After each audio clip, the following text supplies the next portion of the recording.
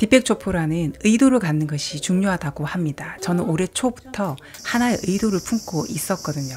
지금보다 다양한 음식을 만들어서 가족과 함께 먹고 싶다. 그 생각을 자주 했던 것 같아요. 안녕하세요. 책을 통해 건강한 삶의 변화를 기록하는 바디 르네상스입니다. 이번 영상은 제가 2달간 집밥 챌린지에 참여하며 직접 만들어 본 음식 이야기입니다. 여러 번 만들어 본 메뉴인데도 레시피를 조금만 바꿨을 뿐인데 전혀 새로운 맛이 나더라고요. 특히 오늘은 요리 초보인 저도 손쉽게 만들었고 맛도 훌륭했던 메뉴들을 여러분께 소개해 드리려고 합니다. 먼저 집밥 챌린지를 참여하게 된 이유를 말씀드리고 음식 이야기로 넘어가 볼게요. 저는 올해로 결혼 11년 차에 접어들었습니다. 6살 아이를 키우고 있지만 사실 요리에는 자신이 없습니다. 요리에 특별한 소질이 있는 것 같지도 않고요. 다만 친정 어머니께서 오랫동안 한식 음식점을 운영하신 덕분에 맛있다와 맛없다를 구분할 줄 아는 미각 정도만 있을 뿐 아쉽게도 어머니의 요리 실력까지는 담지 못한 것 같아요. 그런데 최근 20년 넘게 음식점을 운영하셨던 어머니의 요리 실력에 대해 예상치 못한 반전이 있었습니다. 이 이야기는 영상 중간에 다시 들려드릴게요. 저는 요리에 소질이 없지만 지난 3년 7개월 동안 바뀐 식단을 유지해온 결과 남편과 함께 식단만으로 약 2달 만에 각자 10kg씩 감량했고 그 체중을 지금까지 계속 유지하고 있습니다.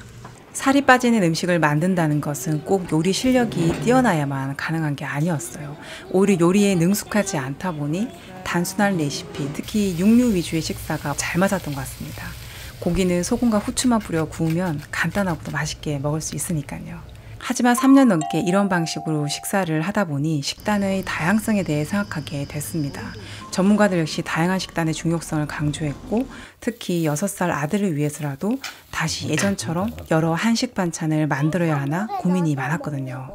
그러던 중 유튜브 최겸님이 운영하는 채널에서 집밥 챌린지 공지를 보게 됐습니다. 그때 저는 여행 중이었는데 공지를 보자마자 바로 신청했죠.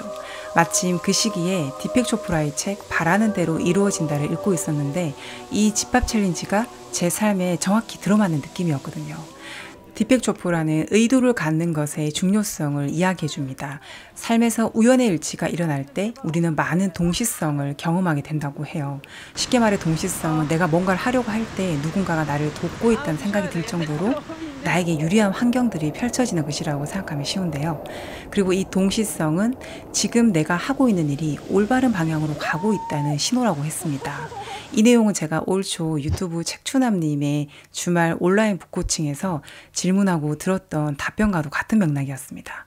그 동시성은 바로 의도를 갖는 것에서부터 시작된다고 해요. 저는 올해 초부터 하나의 의도를 품고 있었거든요. 지금보다 다양한 음식을 만들어서 가족과 함께 먹고 싶다. 그 생각을 자주 했던 것 같아요. 하지만 막상 요리를 시작하려니 요리도 자신 없었지만 저 같은 경우 새로운 분야를 시작할 땐 몰입해서 모든 정성을 다 쏟아야 되는 스타일인데 혼자서는 도저히 이 재능 없는 분야를 시작하기가 어렵더라고요. 그런데 바로 그때 집밥 챌린지가 시작된다는 공지가 제 눈에 보인 거죠. 책에서는 보다 나은 삶을 위해선 우연의 일치를 알아채고 그 흐름에 기꺼이 편성하는 것이 더 많은 동시성을 불러온다고 했거든요. 그 챌린지는 저만을 위한 것이 아니었지만 저에게는 분명한 우연의 일치 그리고 동시성의 신호였습니다. 여러분들도 이런 경험 있지 않으신가요? 저는 식단을 바꾼 것도 그랬고 운동을 시작하는 것도 작은 우연의 일치를 여러 번 만났던 것 같거든요. 너무 감사하게도 이 챌린지를 통해 저희 집에도 새로운 메뉴들을 몇 가지 추가할 수 있었습니다. 일상의 루틴을 무너뜨리지 않으면서도 간단하고 맛있게 먹을 수 있었던 음식들을 이제부터 소개해 볼게요.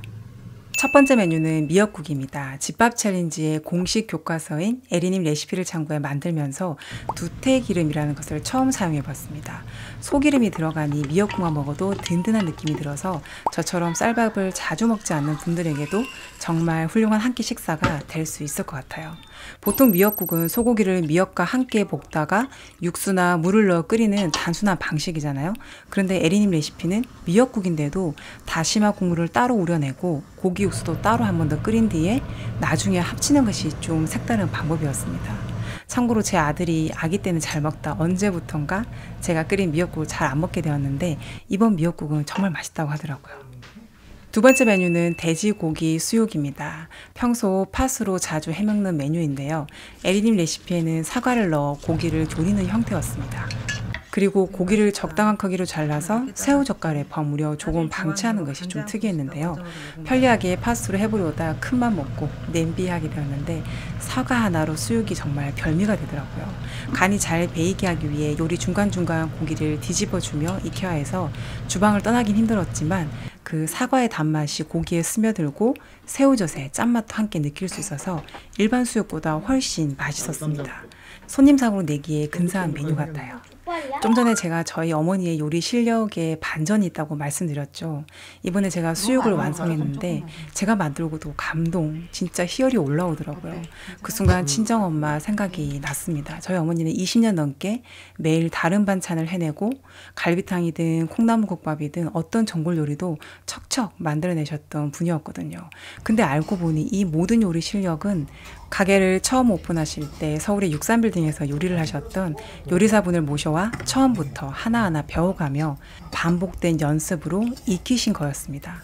진짜 충격이었어요. 왜냐하면 전 어릴 때부터 엄마가 손대중으로 양념 막 넣으시고 계량도 안 하고 슥슥 요리하시는 걸 보며 원래 잘하는 줄 알았거든요. 근데 엄마가 나는 요리를 못한다라고 하시더라고요.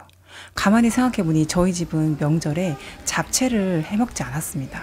잡채는 늘 숙모님이 해오셨고 어머니는 난 잡채 같은 건 안 만들어 봤어 라고 하셨죠. 그 말을 들었을 때 마음이 좀 이상했던 것 같아요.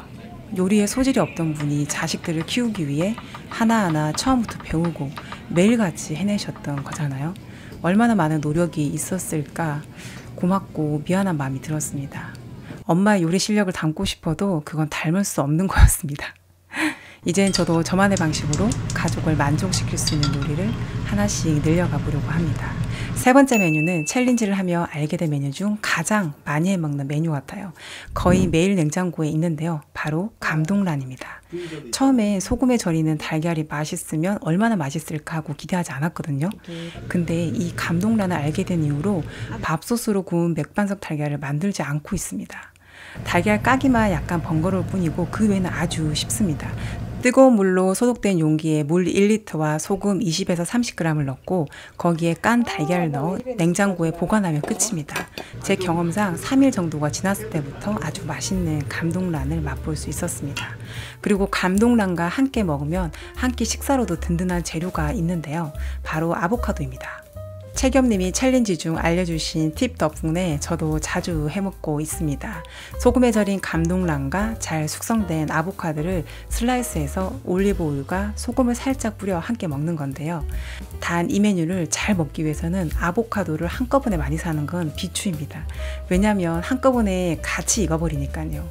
저희도 처음엔 코스트코에서 한 망짜리로 샀다가 며칠 동안 아보카도 처리용 식단을 돌리느라 하루 두 끼를 이 메뉴로 먹은 적도 있었거든요. 그래서 지금은 마트를 들를 때마다 잘 익은 녀석들로 두세 개씩만 골라옵니다. 오늘 만든 요리 중 가장 난이도 높았던 건 미역국입니다. 그리고 그 다음은 돼지고기 수육, 마지막에 아보카도 감동란인데요. 생각보다 의외죠. 미역국은 워낙 흔한 음식인데 한 냄비로 끝나는 게 아니라 불리고 볶고 끓이고 은근히 손이 많이 가고 신경이 많이 쓰이더라고요. 레시피대로 했는데도 이게 맞나 싶은 순간이 한두 번이 아니었거든요. 이것도 반복하다 보면 자동적으로 하는 순간이 오겠죠? 다음 주 영상에서는 저희 집에서 이것 외에 지속 가능한 메뉴 3-4가지를 더 소개해 드릴 예정이에요. 그리고 제 혈액 검사 결과를 통해 식단 변화가 몸에 어떤 영향을 줬는지도 함께 말씀드리려고 합니다. 챌린지 단톡방에서는 매주 2가지 요리를 인정하며 감동의 후기들이 매일같이 올라왔는데요. 특히 밥도둑이 따로 없다는 극찬이 정말 많았습니다. 하지만 저는 양념이 많이 들어간 음식은 해보니 지속하기 어렵더라고요. 그 이유도 다음 영상에서 좀 더 자세히 나눠볼게요. 감사합니다. 지금까지 바디 르네상스였습니다.